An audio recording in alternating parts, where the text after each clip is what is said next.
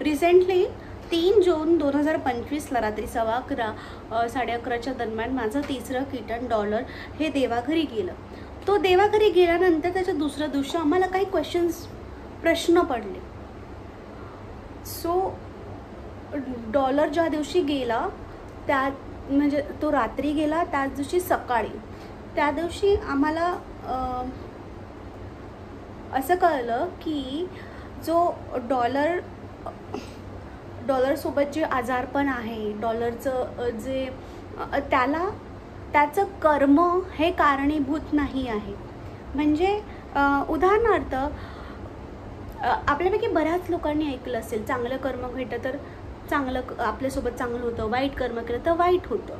So डॉलरच्या बाबतीत असं नव्हतं की त्याचे कर्म खराब होते म्हणून त्याच्या आयुष्यात एवढं आजारपण आहे, म्हणून तो मृत्यूचा सामना करत आहे. तर हे मला कळलं. अजून एक गोष्ट मला कळली की आमचं कर्म बॅलन्स करण्यासाठी तो आला होता. तर मला असं कळलं, जर आमचं कर्म बॅलन्स करायचं होतं तर त्याच्यासोबत तो एवढा सफर का करतोय. ओके. म्हणजे आणि म्हणजे मी असं माझा सूर असं रडग्यानातलं नव्हतं की यार $10 असं का होतं, त्याचंच आजार नाही. मला लॉजिक जाणून घ्यायचं होतं की आमचा कर्म बॅलन्स करायचा होता तर तो का एवढं सफर करतो. ओके. सो त्याचे हे सगळे आम्हाला क्वेश्चन्स पडले, त्याची उत्तरं आम्ही गुरुकडनं घेतली. सो उत्तरं खूप इंटरेस्टिंग आहेत. तर त्याचं उत्तर मला असं मिळालं की हा सगळा कंटेंट मला कालच्या मेडिटेशनमध्ये आलेला, मी ते नोट्स बनवले. सो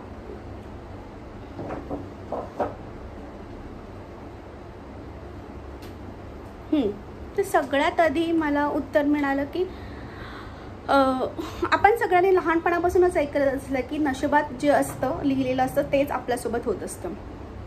जर तुमच्या नशिबात भाग्यात असेल तर ते तुम्हाला मिळेल आणि नसेल तर ते तुम्हाला नाही मिळणार. ही गोष्ट आपण लहानपणापासून आजी आजोबा काका काकी मामा मामीकडनं ऐकली असेलच. सो डॉलरच्या बाबतीत जे घडलं ते त्याच्यात नशिबात लिहिलं होतं म्हणून ते सगळं झालेलं. ओके. त्याच्याही पुढची गोष्ट मला माझ्या गुरुकडनं समजली की आपला जेव्हा जन्म होतो तर जन्म होण्याच्या पूर्वी देव तुम्हाला सांगतो की तुमच्या आयुष्यात तुमचं नशीब हे आहे, तुमच्या नशिबात येणार जन्मात हे होणार आहे, तर तुम्हाला हा जन्म चालेल का. तेव्हा तिथे जे सोल्स असतात आत्म्याच्या फॉर्ममध्ये असतात, तिथे कसं होतं की त्यांना असं होतं की द्या बाबा मला एकदाचा जन्म, काहीही ते नशिबात दिलं असेल तरी चालेल पण मला जन्म द्या. कारण ते खूप वर्ष तिकडे आपला जन्म व्हावा म्हणून ते तडपत असतात, लाईनमध्ये असतात. सो त्यांना आधीच देव दाखवतो की हे तुमचं नशीब आहे.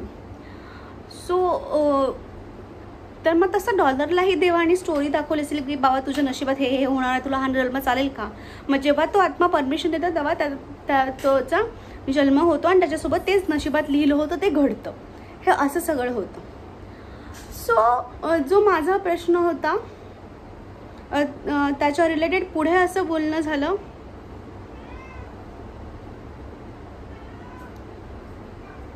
की जर डॉलरला माहीत होतं त्याच्या नशिबात काय घडणार आहे, त्याला आजारपण सतत आजारपणाला सामोरं झालं, ह्या नशिबाच्या गोष्टीला त्यानेच होकार दिला होता म्हणून सगळं त्याच्यासोबत होत आहे. ओके. आणि नेक्स्ट बोलता बोलता माझी गुरु असं मला म्हणाली की 2 प्रकारे लोक प्रश्न विचारतात. एक म्हणजे और यार माझ्या डॉलरसोबत असं का झालं, आणि एक उत्सुकता असते, लॉजिक असते की हे असं का घडलं. तर तू कोणत्या ह्याच्यामध्ये आहे. तर मी त्या रडगाण्याच्या ह्याच्यात नव्हती बोलत, माझं तर लॉजिक जाणून घ्यायचं होतं.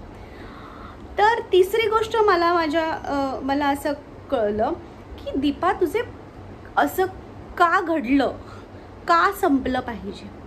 कारण म्हणजे आपण म्हणतो ना अरे हे त्याच्यासोबत व्हायला नको होतं, हे तिच्यासोबत व्हायला नको होतं, अरे रे तिच्यासोबत असं का घडलं. असं घडलं कारण ते नशिबात लिहिलेलं आणि नशीब देवाने आधी विचारलेलं, तेव्हा तुम्ही होकार दिलेला. त्यामुळे देव चुकीचा कसा असू शकतो? तर देव चुकीचा असू, जर लिहिणारा देव आहे, नशीब लिहिणारा देव आहे, तर देव कसा चुकीचा असू शकतो? म्हणून माझ्यासोबत असं का घडलं? कारण तुमच्या नशिबात लिहिलेलं, आणि कारण त्या नशिबाच्या गोष्टीला तुम्ही आधीच हो म्हटलेला. ओके, म्हणून तुमच्या आयुष्यात का घडलं? तो देवाचा प्लॅन होता. सो तुमच्या आयुष्यातला का संपला पाहिजे? उत्सुकतेपणे पोटी, नाना पोटी जर तुम्ही विचारात, तर तो गोष्ट वेगळी आहे. आता पुढचा प्रश्न माझा असा होता की आमचं कार्मिक रिलेटेड होतं.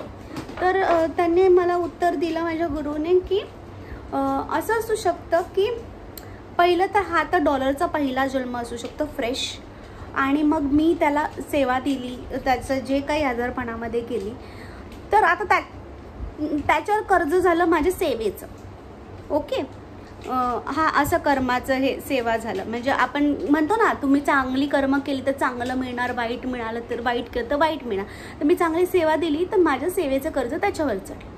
हा एक सिनारिओ होतो. सेकंड सिनारिओ असा असू शकतो की त्याने कधी आधीच्या जन्मात माझ्यासाठी मला सेवा दिली असेल, तर मग मी कर्म बॅलन्स करायला मी त्याच्या सेवा देते. हा एक सिनारिओ असू शकतो. ओके, सो असे 2-3 सिनारिओ असू शकतात.